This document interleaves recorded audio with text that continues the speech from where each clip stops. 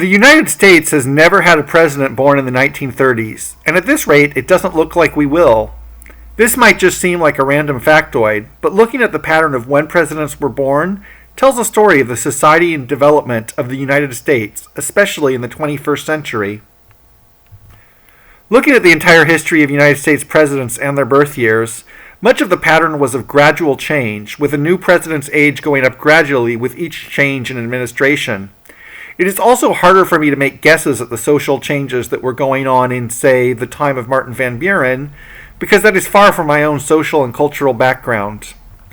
One of the most famous political narratives of the US presidency is the election of John F. Kennedy when the young, sporty, and glamorous JFK took over from the staid and avuncular Eisenhower.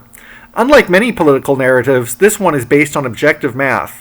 The age gap of 27 years between Eisenhower and Kennedy represents the largest change in age during a change in administration in United States history.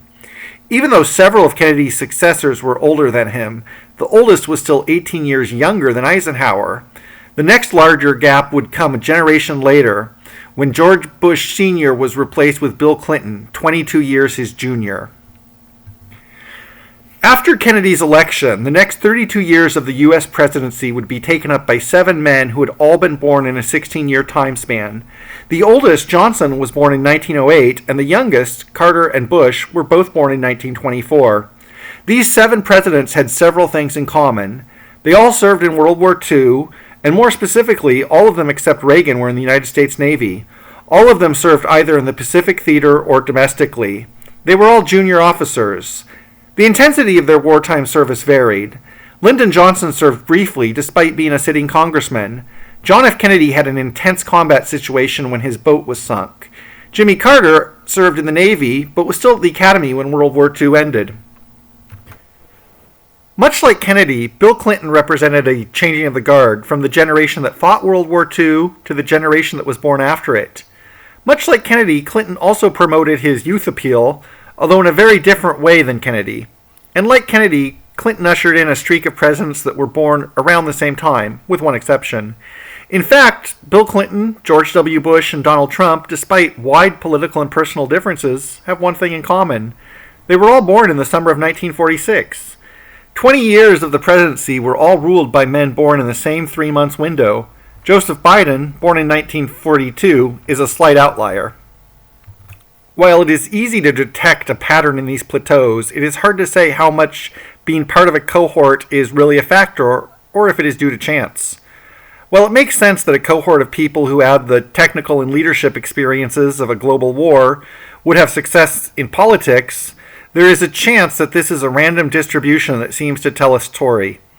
Randomness often appears non-random. The appearance of plateaus could just be an artifact of chance. Also, whether certain events would be beneficial or detrimental to someone's political ambitions is debatable. We could make a case that people born between 1908 and 1924 were optimistic because they grew up before the Great Depression, or that they were pessimistic because they grew up during it. Especially because the 7 U.S. presidents who were children or young adults during the Great Depression came from very different family backgrounds.